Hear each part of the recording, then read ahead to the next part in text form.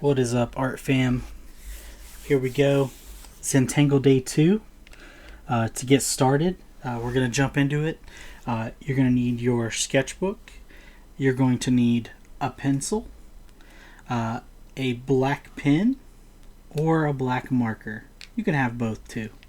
Just depends on what you like. Today we're going to learn 3 new patterns. We're going to learn the Knight's Bridge, the Nekton, and the Fescu. So we're going to learn all these today. Before we get started, I want to make sure that we are creating our cards right. So I went ahead here and I created some dots in my sketchbook page. You may see I have 2 sets of 4. That's because on my page I'm going to be able to fit 2, similar to how I have 2 here. So to begin with, we always want to make sure we make dots. So these are going to allow us to know where our corners are. So I have 4 corners. It's kind of repeated here, you see. Now, after I have my dots and I have my space defined, making sure you're working large enough, we're going to pretend like we're laying a string down, and the string is going to kind of create the borders of our space. Here's an example of what one might look like. I don't need to copy this one exactly, but I'm just going to kind of start in one area, and I'm just going to kind of draw, like I said, almost like it's like a line. You should be able to see that. I know it's light, and you should always do this with a pencil first. Alright? Now, after I have my boundaries kind of fit in, what I'm going to do next is I'm going to move to working inside the card to create these separations, right? And there's an exuberant number of ways to do this, but I like to think of this again as kind of like a piece of string. I like to look for a space where I could easily start one, and what I'm trying to do is I'm trying to split my area up by kind of adding this line in. So by what I just did here, I've got 1, 2, 3, 4, 5, and then a little itty bitty 6 space here. And this is going to be a decent kind of layout for my card here. I'll go over this a little darker so you can see it a little better. So that's my internal break, and I started here for my outside. All right. This is a very sketchy process. It doesn't need to be super clean, because what we're going to do is we're going to add patterns into this space, and it's going to be nice and filled in when we're done. Alright, so before you look next to the patterns, go ahead and make sure that you've drawn in your card with your dots, your borders, and then your interior. Alright, and I'll set these examples aside for our next video. Alright. So, I'm going to put the journal aside for just a few minutes so that we can learn a few new patterns. Alright. The first pattern on Zentangle Day 2 is called the Knight's Bridge. The Knight's Bridge is a great pattern. It's fairly simple. But what we're going to do is we're going to fill a space in with this checkerboard-like pattern. Alright. So first and foremost, imagine, if you will, that I have a space kind of on my card, right? That's what this is going to be. This Knight's Bridge is going to fill in that area, and I'm going to do this by creating a set of parallel type lines. I'm going to try to make them evenly spaced, or as evenly spaced as possible. It doesn't need to be perfect. I'm going to do a set of verticals, and then I'm going to do a set of horizontals. Now, this line can curve, it can move, it can do anything, but try to kind of mimic that same shape as you move down your area. Alright. Notice I'm doing this in pencil first, right? That's always, so in case I make mistakes, I can go back and fix them. Alright. Now, the second step to doing this is to fill in a checkerboard pattern And this is an area where people can really mess up if you're not being careful. So what I'm going to do is I'm going to very lightly just pick a central area, and I'm going to go in and make a few marks so that I know, hey, these are the areas I need to fill in. This way I don't make a mistake when I'm just kind of focusing on putting information down with the pen. And there's like all these little nice areas too that you can work in. Alright, so once I have this done, I'm going to grab my marker or my pen, right? And I'm going to go over the crossed lines. I'm not going to go over this boundary line that I made previously on my paper. Okay, so let's go.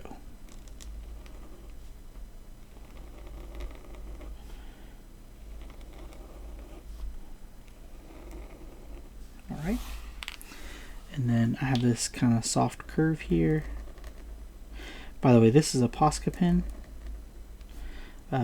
They're great markers.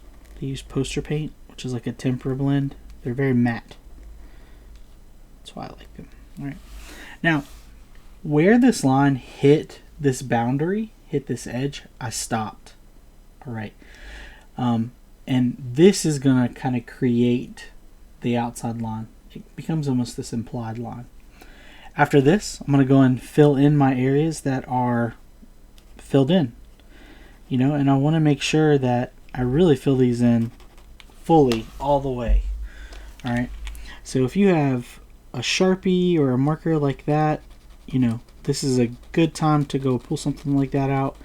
Something that's going to make it very easy to fill this in. If you only have a smaller marker, it's going to take a little longer, but it's something that can be done, no problem. I'm going to switch markers real quick. Give me 1 second. This is the same marker, it's just bigger.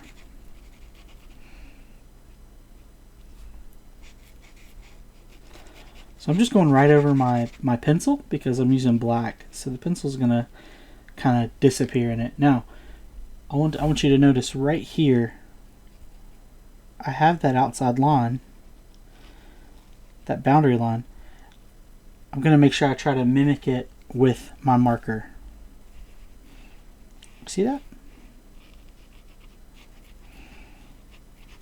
Alright, so I'm going to fill this in, and then we can start talking about how do you shade? What are the next steps with this? I love this pattern. It's very simple. It fills a lot of space very quickly. And it has a cool name. Knightsbridge.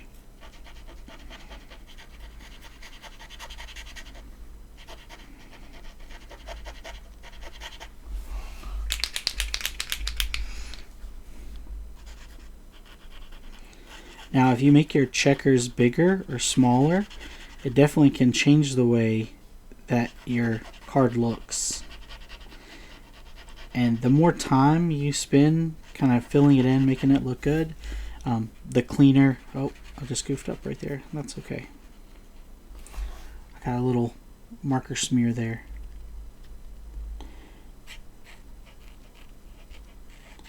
But you know what? Mistakes are a part of it. You know, that's okay.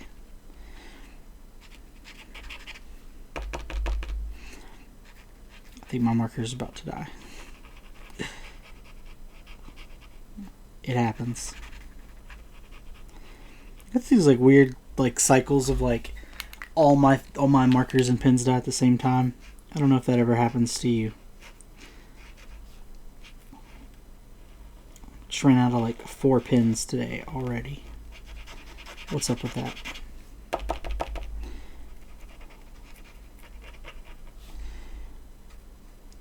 If you're curious what that was, this is a type of marker that is primed. The nib depresses. That's how you activate the ink. So don't do that to your Sharpie. You will destroy it.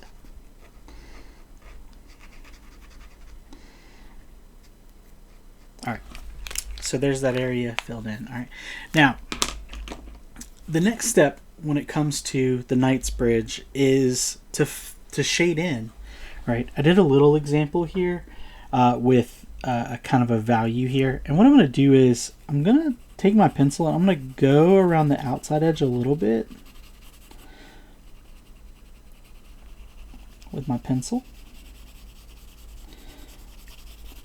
Right, and then I'm going to kind of smear it in towards the center. You can think of this as kind of the tipple that I was showing you last week. You like kind of shade the outside, but you want the inside to be lighter than the outside, and this creates the illusion that it's got this like bubble to it. All right, so I can get a little darker over here even. Right, and it's going to help create this illusion.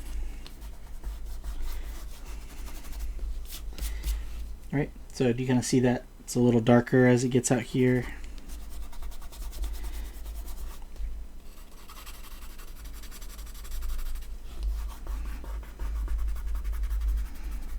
Right, okay. And that's the Knight's Bridge. If you overshade and it gets all over the rest of your card, I would erase before you move on. Boom, boom, boom. There you go. And that's how you do the Knight's Bridge. All right. Now, what you should do from this point is you should take here what we just learned.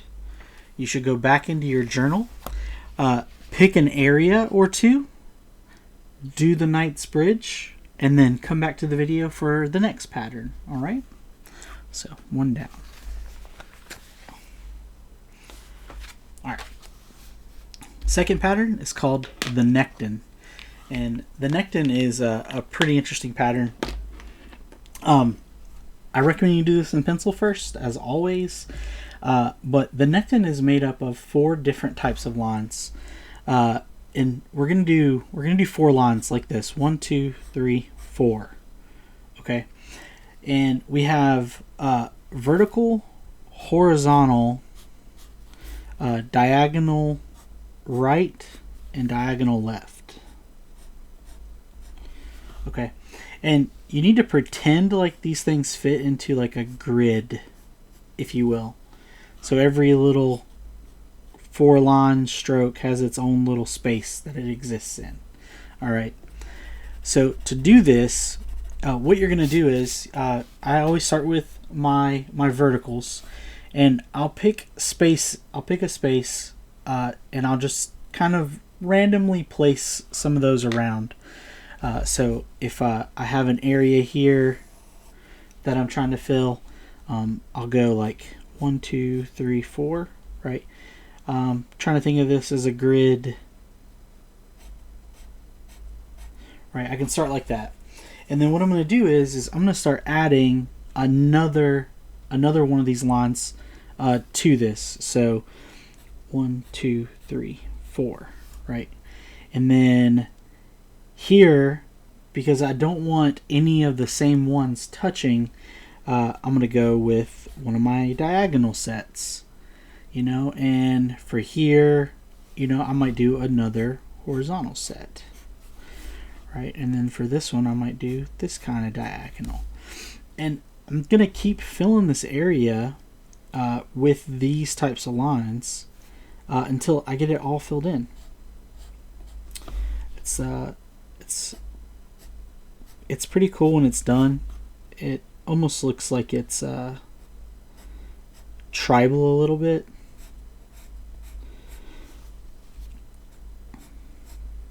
And once you kind of get started, it's pretty easy to just work. And notice here, I stopped where that line was. And I'm going to keep doing that as I fill in this.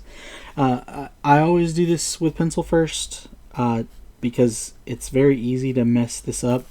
But as soon as I'm finished with this, I'm going to go back in and I'm going to shade. And the way that shading works with this, it works exactly like we just did with the Knight's Bridge. It's always fun to have a diagonal meet a diagonal.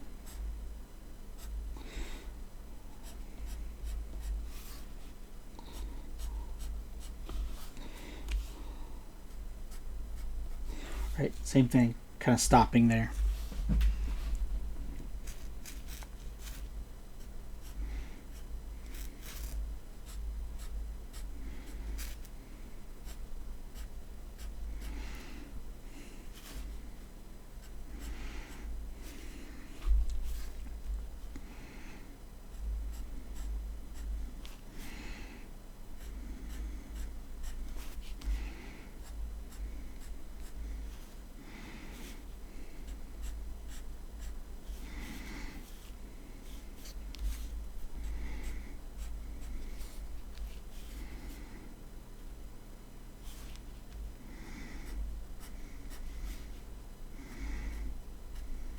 Right, here we go. So that's nice and finished. I'm going to go back in with a marker, kind of go over my pencil lines, make sure this thing is nice and filled in. Alright, if I made any mistakes I can correct now that I'm going over with a marker. Right, that makes sense. Okay. The next step here is to go and start doing the values here. Alright, and like I said, we're going to refer back to the Knight's Bridge. We worked in the area that is around the outside of this box. So I'm going to come back in. I'm going to add value.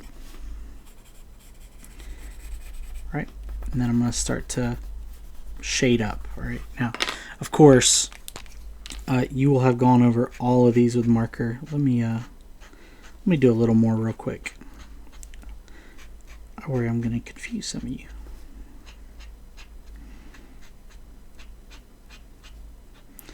See how different that is with the different thickness of the marker?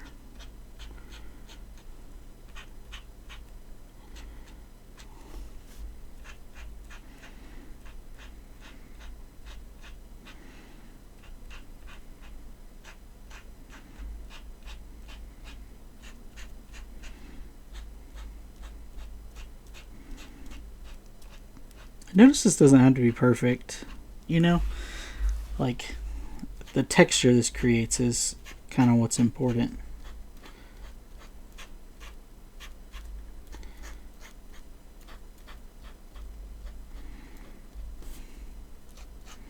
There we go. Okay, there. That's filled in now.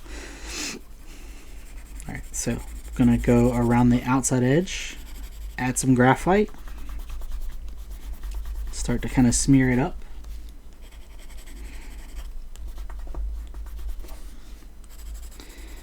This is why we use a pencil too. It's really easy to shade with the pencil.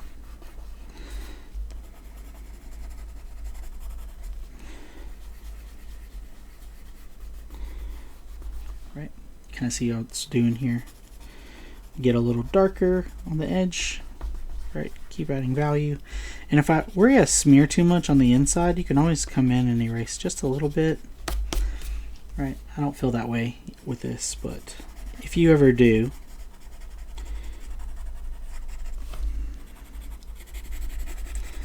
I feel like I have to really darken this because of the camera here. But I'll do it. Dark.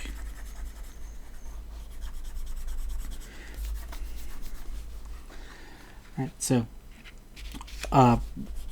if I over shade, of course, I'll go out and erase, or I'll just be super careful, especially if it's an area that crosses over another area, like if these two areas touch in some way. I'm going to make sure when I'm shading I'm not accidentally shading both of these.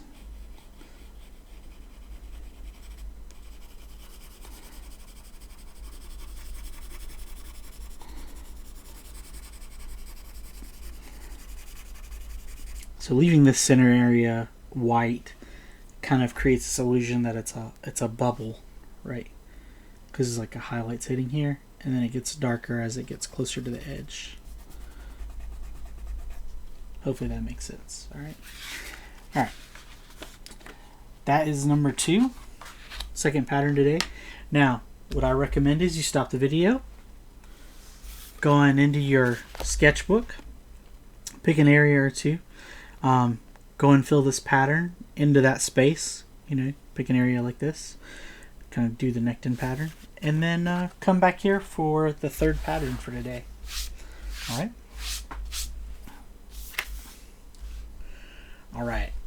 Last pattern of the day, the Fescu. Now, this one is pretty interesting. This takes some practice to do. It works best in an area where two things meet.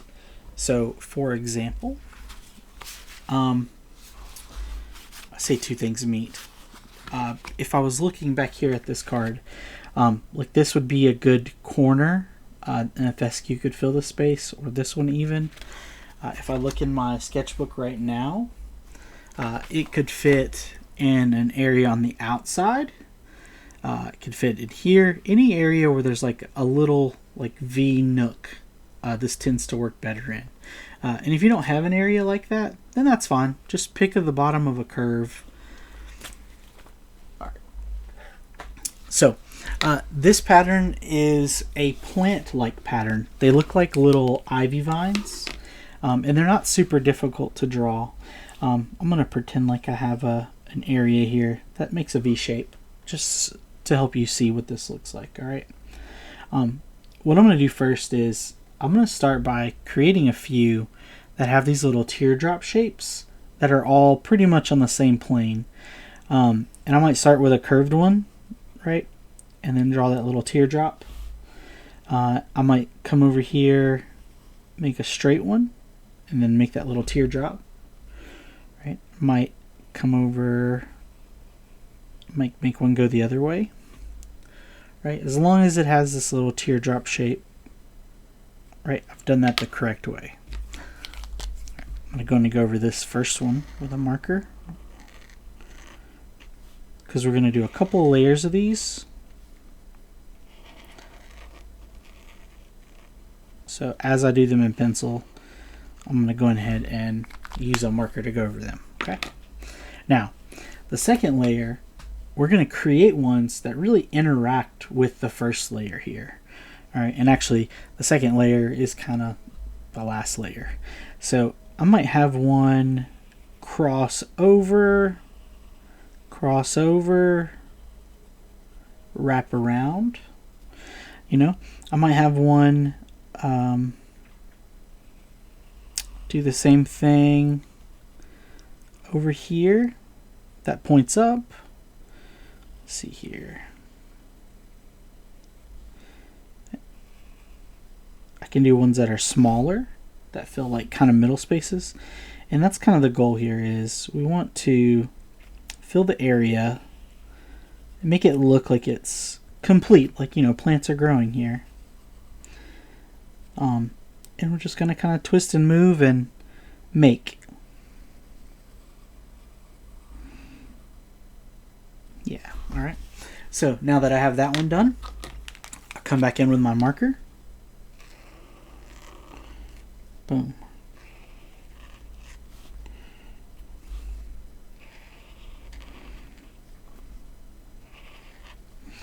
Now there's not really shading with this one.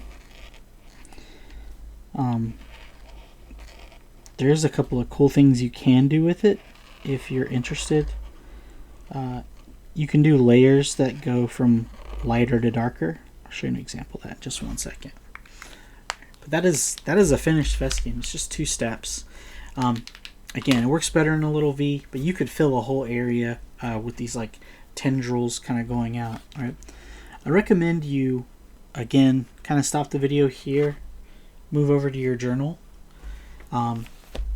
fill in an area that you've created, and then you can come back, or you can stick around for just a moment while I show you a couple examples. All right. So I'm going to show you. Here's my first attempt at this. I want you to notice that in my card I had some extra spaces. So because I learned 3 new patterns today, I actually went back and redid some old patterns to fill in areas. So here I have my Knightsbridge, my Nekton, and my Fescu. I had 2 more spaces in my card. So I did the static, and I also did the crescent moon, which again is is something we can do. Once we learn the pattern, it becomes fair game in our Zentangles. Right, here's one where I added a little shadow to the fescue. I wanted to show you this one though. So what I did was I did a lighter color, or this would have been in pencil, and then I go back over with a marker, and they get thicker as they're a little smaller. All right, so I hope you enjoyed today's patterns. We'll see you next week with a couple more patterns, and y'all be good.